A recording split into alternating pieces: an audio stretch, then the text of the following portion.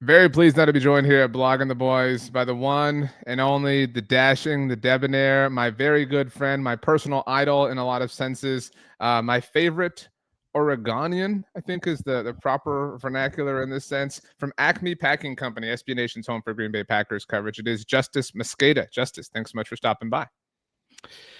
How we doing? I think it's important to lay some context here for the audience. Justis wrote an incredible article a month ago, approximately, about, I think the title was Micah Parsons in the Siberia of the NFL. Am I remembering correctly?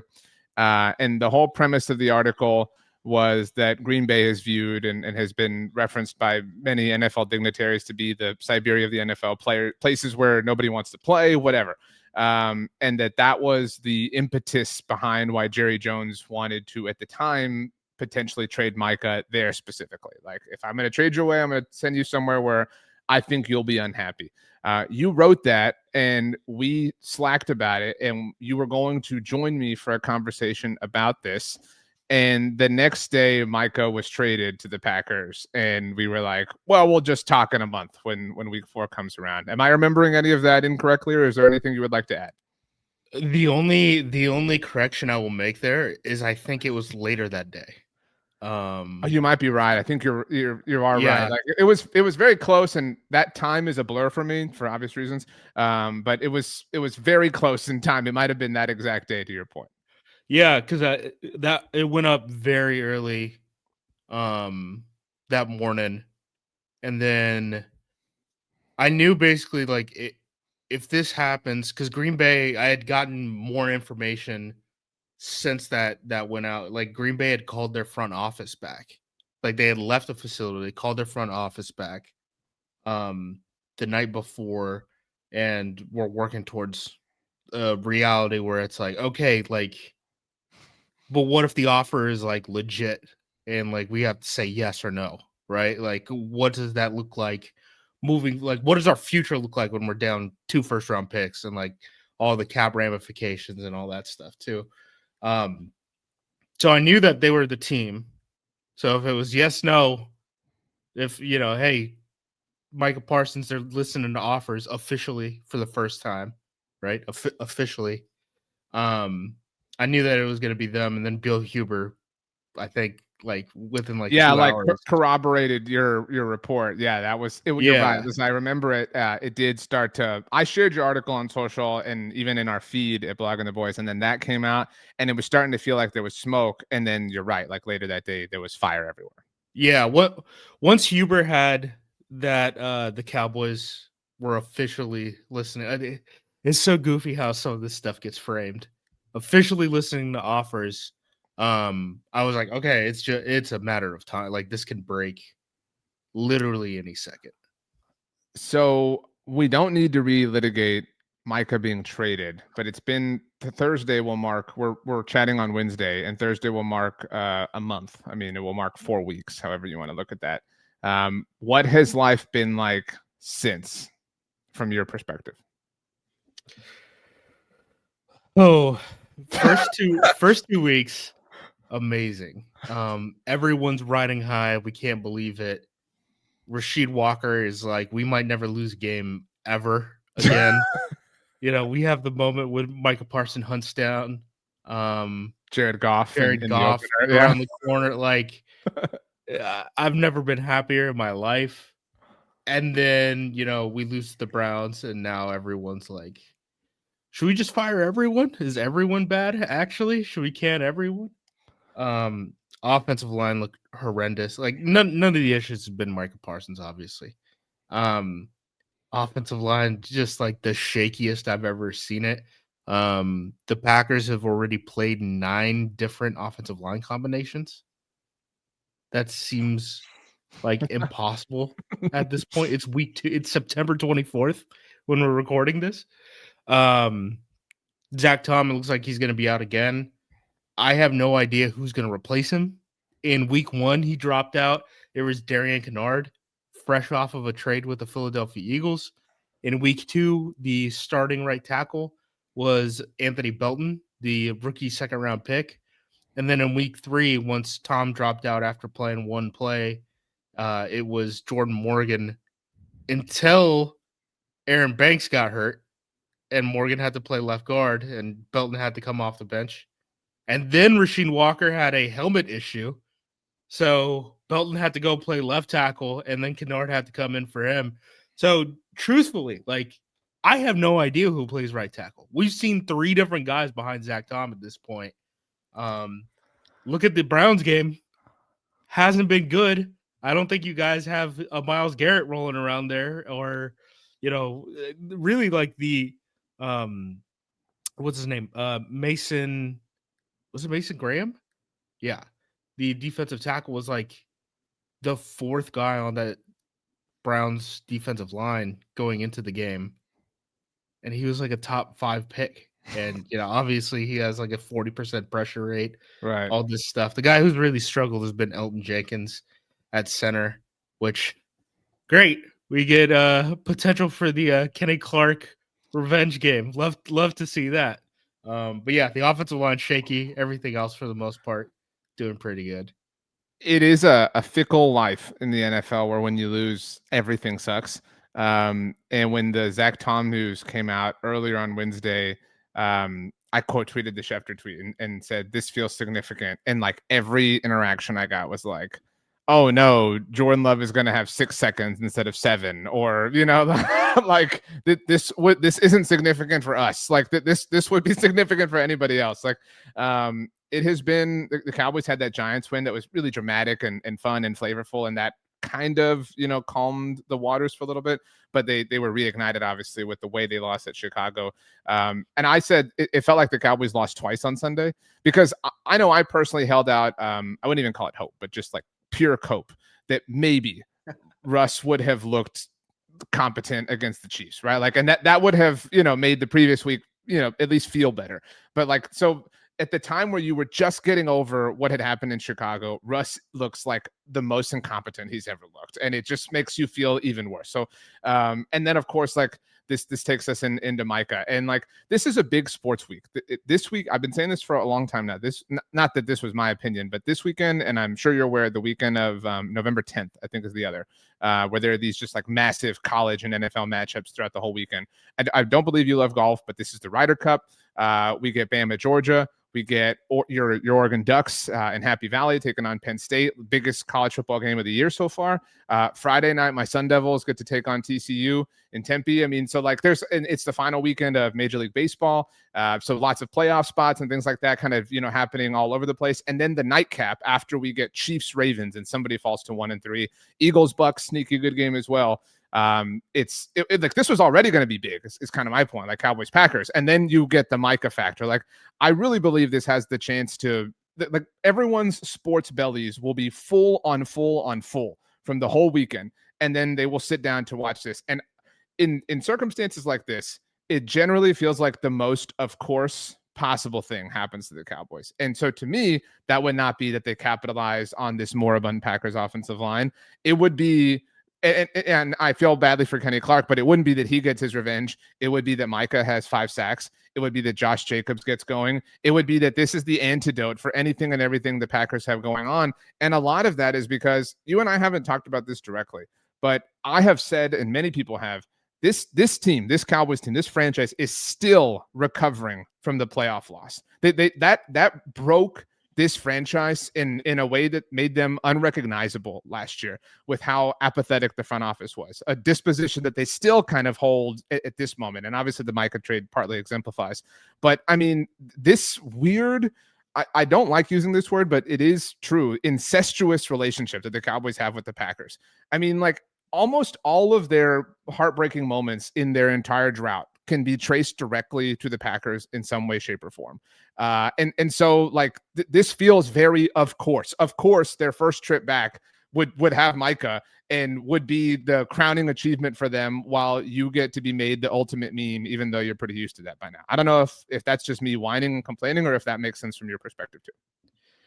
No, I am worried about the psyche of Dallas Cowboys fans at this point. I have a couple of them in my life. One of them, I bought his younger son a Micah Parsons jersey. I apologize. A new one or an old one? You're A saying new Oh. one. Once the trade went down, I said, this generational trauma, Yeah. it stops now. It stops now. I can't do this. I can't have this kid grow up and watch just like clips of Stephen A. Smith screaming into First Take and stuff like that. I don't need this for the kid. Yeah, man. The stuff about Lambeau South and all that, like it's gotta suck. Like we won a Super Bowl there. I don't think we've lost there. I I don't think we've lost there. don't believe you have. And this got said a lot in the building's like early days, and it was annoying. Like, they hosted a Final Four there, and UConn won. And so there were all these like, oh, UConn has more playoff wins than the Cowboys, and like whatever. Like they, you play the Final Four. If you win it there, you get my point. But still, you get three, or not even three wins, but you get my point. The Packers the Packers are an actual NFL playoff team. This isn't like a weird one-off like the Final Four, whatever. They have 3 playoff wins in the building, counting the literal Super Bowl. And the Cowboys have 3 playoff wins in the building. I wrote this article. I was going to send it to you, but it's not out yet. It's almost 1,000 words just on the like weird cosmic energy that ties the Cowboys to the Packers in a little brother sort of way. You talk about how the Packers have never lost at AT&T Stadium. The Cowboys have only ever won twice at Lambeau Field. I don't know if you knew that. That is insane to me. And I remember this because when they went there, Dak's rookie year in 2016, it was a big deal how they'd only ever won once. And Brett Favre was honored. A lot has changed in the decade since, but honored at halftime for going into the Hall of Fame. And this was week 6. Dak had not thrown an interception yet to that point in his rookie season. He shook Brett Favre's hand at halftime, comes out in the third quarter, and immediately throws a pick. And it was super funny. He caught it. He caught the disease. Well, on the subject of catching, Dez caught it on that field 2 years prior. But like I'm just in terms of like damage or turmoil or whatever, like mental headspace that has been occupied by this rivalry, if you want to call it that. And that win partly led to Dak securing the job and taking it from Tony Romo, a former Wisconsin native. And they, of course, lost that year in the playoffs to Mike McCarthy, the same one who won one of those playoff games in the building that year, who had won the Super Bowl there, the same McCarthy who would go on, obviously, to become the Cowboys head coach after the dude who he replaced, Jason Garrett, was moved on from. The same Jason Garrett who got the job because Wade Phillips got fired after losing at Lambeau Field to Mike McCarthy's Packers. The same Jason Garrett whose greatest moment as a player came in 1994 against the Packers. It is strange. And then the last time we recorded or had a conversation was ahead of that wild card game. And you were a tail tucked between your legs. You were like, look, we're just super happy to be here. We made it 7 seed, super young team, whatever. I mean, like it has, and I would argue the Packers haven't even looked that good since then. I know that wasn't a long time ago, but like that, it would be awesome to have this over another team is I guess what I'm saying. Like the Packers it used to be Aaron Rodgers, but the Packers truly are the Cowboys' daddy. It's not even Lambeau South. It's just they own them in every way. And I don't know how that ends. Like, even if the Cowboys win, like, what is that? Would that like bother you? I mean, would that upset you beyond, a normal NFL loss? No, sincerely, no. Like, I'd be like, hell yeah, go Kenny. Like it's like it's pretty weird because like the like deep rooted insecurities of Packers fans are like Kyle Shanahan just like shoving the ball down your throat. The Legion of Boom that no longer exists. We had a couple like weird spats with Eli Manning. Like we lost to Eli when our 15-1 season. Favre interception, the last pass that he threw in Green Bay, and that frigid weather, and Mike Coughlin's face, or Tom Coughlin's face, sorry. It's bright red, all that stuff. By the way, to add to the Cowboys Packers weird stuff, that year you're talking about, the Tom Coughlin ice face, was 2007, and Aaron Rodgers made his like most prominent debut that season in a game against the Cowboys. Thursday night game. Yeah, after Brett Favre was hurt. It was the Thursday after Thanksgiving, back before that became like a regular thing. And it was the T.O. popcorn in his face mask game, but Brett Favre got hurt and Aaron Rodgers came in and looked okay. And obviously the next season would take over full time. Yeah. No, I mean, we're very much intertwined at this point. And yeah, for basically my entire life, it's just been super one side. Like, I tell you exactly Can you where I even was. think of a loss that's like you just named obviously the Niners and Seahawks ones are playoff losses, but like I'm sure you can think of some regular season losses to I don't know Chicago or something that were annoying. I don't know that you can even think of one against Dallas. Like I didn't even mention all this, but the Matt Flynn game in 2013, the comeback was also a really annoying day for the Cowboys, and of course the Packers parlayed that into a playoff appearance as they survived obviously and got back to Aaron Rodgers. Yeah. Hope you guys catch a break, but not on Sunday. So that's where I'm at with this one. That kind of takes me like, what is your confidence level? Despite the fact that last week was down and everyone wants everyone fired, is this like, do you really feel like this should be the Packers? I still haven't looked this up. I've been meaning to. You like betting lines more than anyone I know. I mean, I don't know of a time that the Cowboys have been something like 6.5-point home dogs with Dak starting. There have been some instances in this era, but he was obviously out. Like that is maybe the biggest home line against him ever. Yeah, and it started at 5.5, and Right. it's moved over to like they're getting action on Packers definitely in this, which I think. I mean, I think it makes like if you're going to be a team that's anything close to a contender for the Super Bowl, like you don't lose back-to-back games, right? I thought going into the Browns game, and it's crazy because like there's a clip that they have of me, RJ, on the radio, like the Thursday or maybe it was Friday before the game. Last week, you're saying? Yes, last week. And I'm like, look, people don't realize it, but Cleveland's got a really good defensive line. They pack the box. You're gonna have to take shots against them. Worst case scenario, you miss a couple of those shots and the game gets tight. But I really don't see how their offense scores points. And it's going to take like a dumb turnover plus all the failures offensively to really get them into this game. And then lo and behold, that's exactly what happens. Sans any of the shots. I mean, Green Bay just basically said, we can't take the shots with the offensive line that we have. Jordan Love threw 2 passes beyond 10 yards of the line of scrimmage. One was a DPI and one was the throw down the right sideline to Matthew Golden. You know, go Longhorns. And he probably could have ran and like maybe even scored on that one, but he just kind of like hopped out of bounds. So yeah, I expect them to attack Dallas way differently than they did this past week. Going into that Cleveland game, they had played 2 of the top 5 teams in terms of man coverage rate, and Cleveland was number 1, right? So you're talking about 3 of the top 5 first 3 weeks of the year, first 2 weeks, right? It's fireworks. It's 12.5 yards, a dot, right? Like the ball travels in the air. And then the last week, it was like, we're scared of everything. I think we can win this game with 10 points. Oh, no. There was, Jordan Love threw the interception and they get the ball at the 1-yard line. Oh, no, we get the kick blocked. Like 10 points definitely wasn't enough. I think against Dallas, they're definitely going to lean in the passing game a lot more and just kind of take advantage of what Eberflus does. He zones everything off.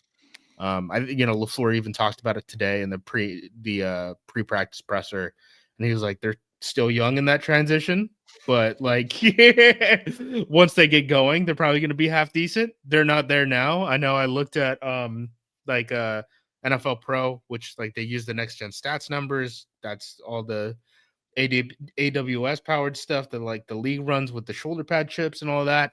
They do the player tracking. Of the 5, there's 5 players who have allowed the most EPA coverage wise, which is a bad thing. You don't want to do that. 3 of them are Dallas Cowboys. It's both of the corners and then Malik Hooker. It's 2 of them have allowed a perfect passer rating when they've been targeted so far this year. I think they're going to try to attack him. I saw the stat where it's,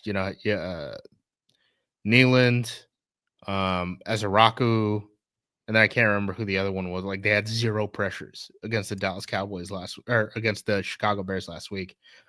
Very different game than what the Packers just had to deal with the Cleveland Browns, where it's like everyone has a 40% pressure rate, and there's 4 of these guys, and they're all getting off the ball, and it's just happening so fast. Like Jordan Love's taking sacks on quick game. Like this doesn't happen here. We're used to having a good offensive line. And this is just like the worst thing that we've ever seen. And everyone is just like, fire Matt, Fire Steno. He used to be an O-line coach. Now he's the offensive line coach. Fire Butkus, the offensive line coach. Rich Bisaccia, your special teams unit had 1 penalty. Get the hell out of here. That is unacceptable. Name Halfley King, and we'll figure it out for the rest of the year. Like that's where Packers fans are at this point. They've cut Aaron Banks because he can't stay healthy. Banks and Tom, neither of them have finished the game yet, and they're both the offensive linemen who got big extensions. Or I guess Tom got an extension. Banks got signed as a free agent this past offseason. People are mad. I think they're going to be pretty focused coming off of this loss. You mentioned the man coverage rates that the Packers have faced, and you talked about Eberflus, who the Packers are well familiar with, obviously. And you mentioned the NFL Pro numbers, which are awesome. I mean, like that the development of that tool last year was just such an incredible thing. But it's like they're playing like 93.8% zone defense right now. I think I think going into last week, it was literally like it was literally 100% going into last week. So, and from a basic standpoint, they gave up 4 plays of 30 yards or more last week against the Bears. All 4 in the first half, 3 in the first quarter, 2 on the same drive in the Colston Loveland play, and then the Roma Dunze touchdown. Obviously, the Luther Burden touchdown was a singular play. That was just one possession of a drive. And then the DeAndre Swift screen on like 3rd and whatever it was that just, of course. And then there was the Zebra Sports like super nice stat that was like, no player ran more on a singular play to make a tackle than Sam Williams on the DeAndre Swift tackle in week 3 against the Chicago Bears. So that's the thing, man. Like this defense, everybody's so quick from a Cowboys perspective to liken it to 2020 and Mike Nolan, and that was obviously a disaster. But it is arguably worse. They have 1 takeaway in 3 games. No Cowboys defense ever through 3 games had failed to generate multiple takeaways. Like, and the takeaway in question came in overtime against Russell Wilson in the Giants game. So it even took extra time. Asterisk. Yeah, and I suppose you could argue that some of their defensive statistics are partly inflated by the 13th quarter that they've played relative to most teams. But I mean, it's really, and I was really excited about Eberflus. He was very solid for Dallas as a linebackers coach. Clearly not a proper head coach for the Bears last year. Nobody disagrees with that, I don't think. But it's not just that Micah's gone. Like it's that Micah's gone and Trayvon's kind of fallen off of a hill. And DeMarvion Overshone's not there, and Deron Bland is hurt. And the point that I love talking to you because you are team a lot of things. Like your team Dak Prescott, team DeMarcus Lawrence, and the Cowboys' loss of Micah Parsons is exacerbated because DeMarcus Lawrence walked in free agency. They're not just having to replace all the production that Micah was.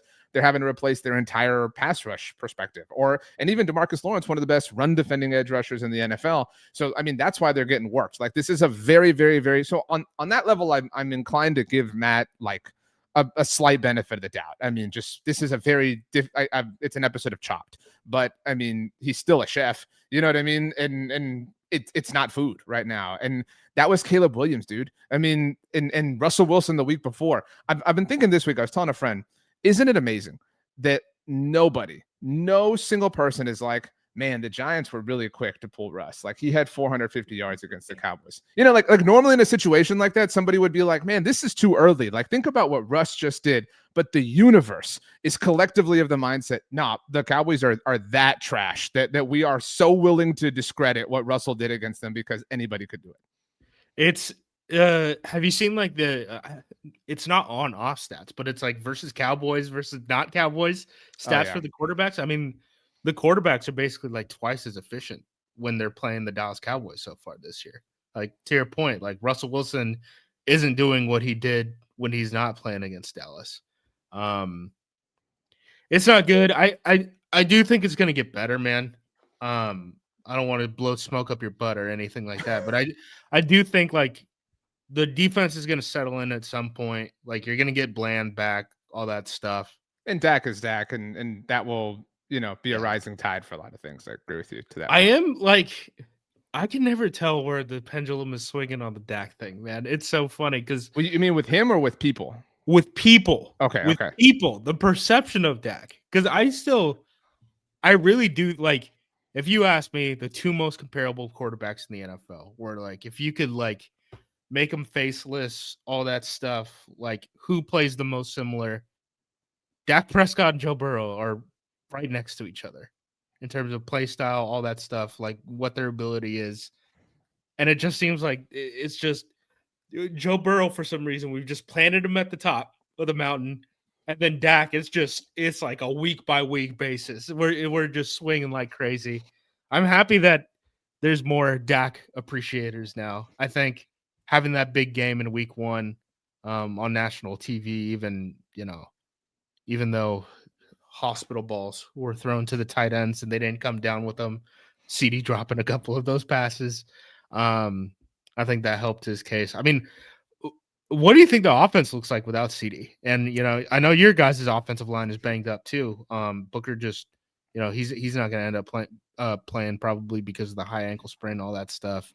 I know BB's out. Like, what's that whole situation like, man? Yeah, so no Booker, no BB, and no CD, and they're all kind of on the same, I wouldn't say identical time frames, but they all have similar injuries, and so it stands to reason they miss a similar amount of time. CD is wonderful, and I mean top 3 receiver in the NFL.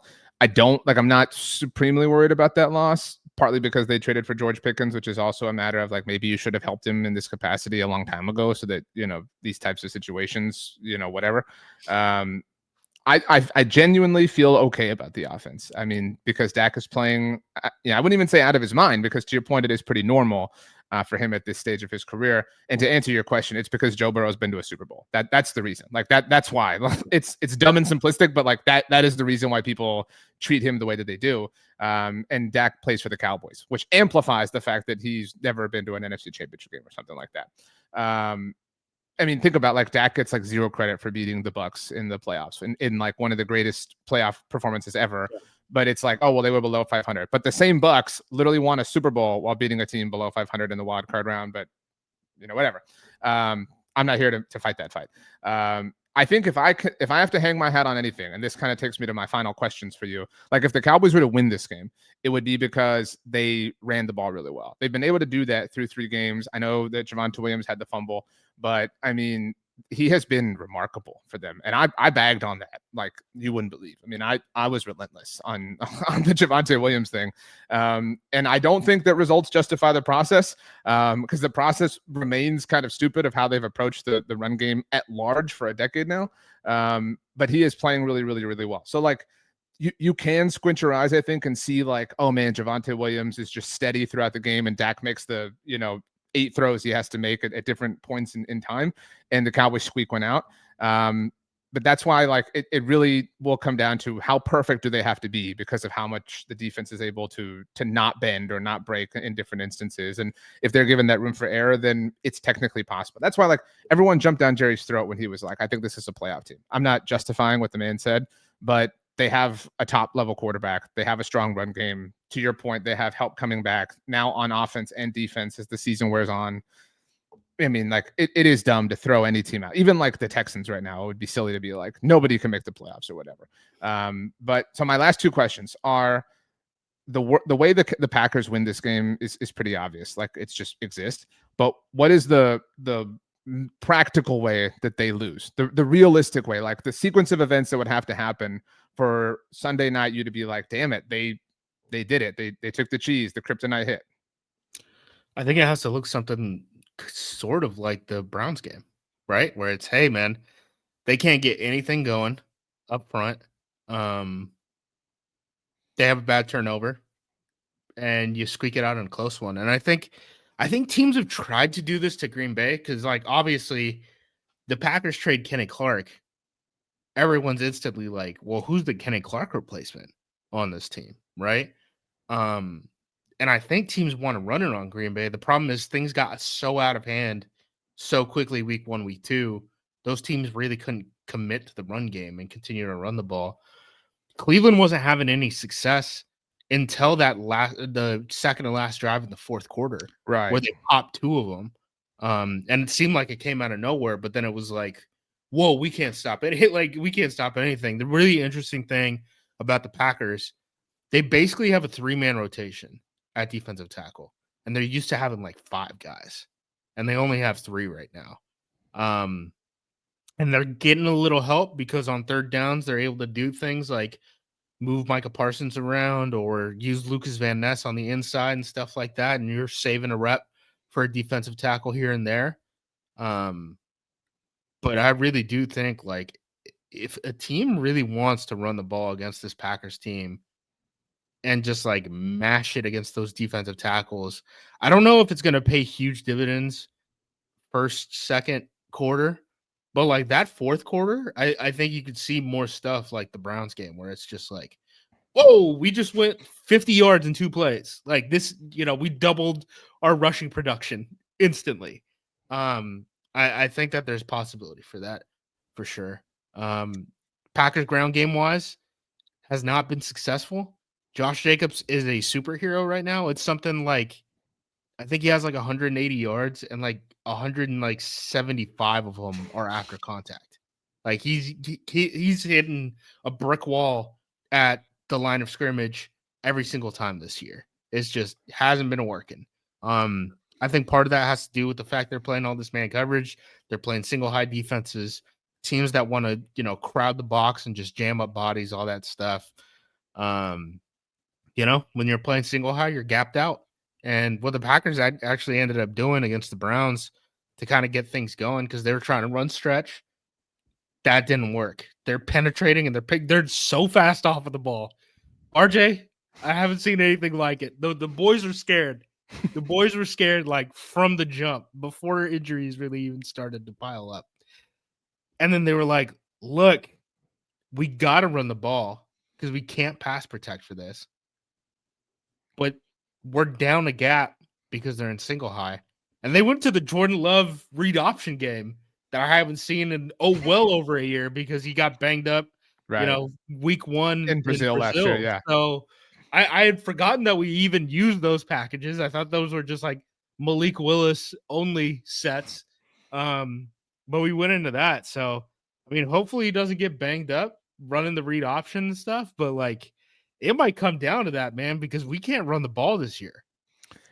It would be like the most ironic thing of all time if we like dilute all of this, if Kenny Clark were the reason the Cowboys won, like in that he were able to mitigate what Green Bay wanted to do, and the lack of him within the interior of Green Bay's defensive line allowed for the run game, like we talked about, to kind of get going and to, like, I think if this game were to be won, it would be because Dallas has like 2 9-minute possessions that result in touchdowns, something like that. That's just, death by 1,000 paper cut type things that are only possible because Kenny Clark is on the Cowboys sideline and not on the field for the Packers defense at that moment in time. My last one, and no one has answered this as well as our buddy Rob Stats Guerrero did once. I asked him before the Cowboys played the Niners, like, who's a guy who we're not talking about that could be the reason the 49ers win? And he said Dre Greenlaw, and that was, pretty solid pick. So who's that guy? Like, I mean, there are a lot of names that are obvious, and like Micah's going to consume all the oxygen in the room. But like, who is for lack of a better term, underrated player on the Packers right now that could be the one that Cowboys fans aren't paying attention to because he's not on the program cover, but he's one of the straws that stirs the drink. Man, the whole defense is crazy. I would say maybe Devontae Wyatt. I know he's going into this a little bit injured. Sounds like he's going to be limited today in practice. He had a knee late in the game, but he's been playing really good. He seems like he's bigger. They haven't like, you know how it is with like the official weights and stuff like that. They really don't even touch him after they're join the team after the draft and stuff. It looks like Wyatt is probably playing like 320. Somewhere around there. He's getting off the ball like crazy. Still really good pass production.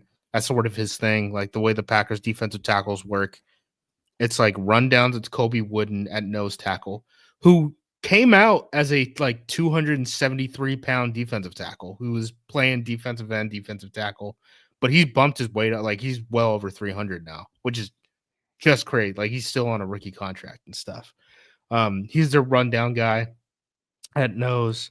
Then they have Devontae Wyatt playing the 3-tech in passing downs or in running downs. And then in passing downs, Wyatt will kick to nose tackle and they'll bring off Carl Brooks as like a pass rushing 3 technique and stuff. And Brooks is the guy who kind of helps in their they're calling them cheetah packages. I need you to be ready for this. You're going to hear about it. Cheetah packages where they have 3 defensive ends on the field at the same time. And they've been really good at that, by the way. The cheetah package is like surrendering like a yard a play right now. And they've had like 30 plays of it. So Okay. get used to that. I'm sure that's gonna be a Collinsworth, like, these cheetah packages, whatever. Can you believe it? Yeah, no, I'm totally with you. Okay, that was a good answer. 2 last silly ones to leave. They're both short. I think I know the answer to this, but would you rather a Ducks win in Happy Valley or a Packers win at AT&T Stadium this weekend? Honest to God, it's the Ducks win. That's what I thought. I mean, I need it. I need my revenge game against Ohio State. Best out of 3. If all this ends with I don't think this makes logical sense, but with like Jeremiah Smith on the Cowboys, then it would have been worth it. And it would have been, really negative for you individually. So I would take some joy in that. But yeah, I mean, I don't think it does. And again, it doesn't really make sense. But if I were you, I think that would make the most sense. Like the Packers will totally survive. It will be a little bit of an annoying like Monday and Tuesday if they lose this game, but like an Oregon loss would be, and then like all the draft, cycle, you'd have to deal with the like Drew Aller like highlights from this game. You know what I mean? Like that would be a really annoying thing to have to kind of stomach and sit through. So yeah, give me the Ducks win. I need it. We have like one real game this year somehow with how the schedule broke. So last one, something to watch. It's a big week for television in my life. I'm into some reality TV this time of year. The Challenge on MTV, I Can't Quit It. Survivor's back. Amazing Race is back. So what's something you recommend to people? Netflix, HBO Max, Hulu, whatever you want. Last thing I watched was Weapons. Okay, that's pretty good. It's a horror movie. I guess. Are you gonna check out Him? Dude, we gotta stop. We gotta stop with Jordan Peele, man. I hate to say it. Like, Get Out was really good. Get Out was really good, but it was like 10 years ago. It was it was a long time ago. Yeah. I'm spacing on what the next one. Us. Oh yeah. And then there was solid. What was the like old was it Us, the like aging on the island? You know what I'm talking about? Like no, that was an M. Night Shyamalan one. Oh, okay. Well, these thrillers are all like this is not my cup of tea, not my scene. Like I saw Get Out, but like those I don't want to pay money to like feel horrible and terrified and spooked. That's not my thing. So I will, but Jordan Peele, we gotta pump the brakes on everything. So this went wrong somewhere, and quality control just went down the tube. Every time I watch one of those commercials, I was just like, there's no way this is going to be good, right? And then you look at like Rotten Tomatoes and stuff like that, and it's like 20%. I'm like, yeah, I'll watch it at some point. Not when it's going to cost me probably like $50 at this point for a date night. Like, that's well said. As we close, I don't know any other Oregon Ducks fans, so I don't have anywhere else in my life to say this, but this isn't an anti-Justin Herbert thing. There's too much of that on the internet, but Herbert has always been viewed as a bit eclectic and a bit unique in disposition, and something that used to be said about him, and maybe you recall this early in his career, in talking about how off kilter he was. Different analysts or sideline reporters would be like, I asked him his favorite NFL player, and he said Joey Harrington. And they acted like this was very shocking. And I understand how that could be shocking if you knew nothing about Justin Herbert. But if you knew anything about Justin Herbert, that would make all the sense in the world. And so I found it highly in Eugene. Like I know. That's why he's from there. And like he's from Joey there. Harrington is like and like he's of an age that Joey Harrington was like a god when he was very impressionable. So it makes sense that would be his favorite player of all time. Yeah. For sure. And like Joey Harrington now is still like he's doing TV. He does radio in Portland. Who's your duck? All that stuff. Who's your duck you ride for? Man, probably Dennis Dixon. Like that's the one where it's like every once in a while I'll watch the injury again. And it's just like, oh my, like I just get like zoomed into a hole and I'm like, we really could have won it. Like he should have a Heisman. Wow. The Mariota slander, especially now. He's having a moment again. Can't earn Justis's love. I love Marcus, but look, Dennis Dixon was the truth too, and he came first. So, Justis Mosqueda, you're the man. Acme Packing Company. Final words as we leave. Say anything you want. go Pack, go.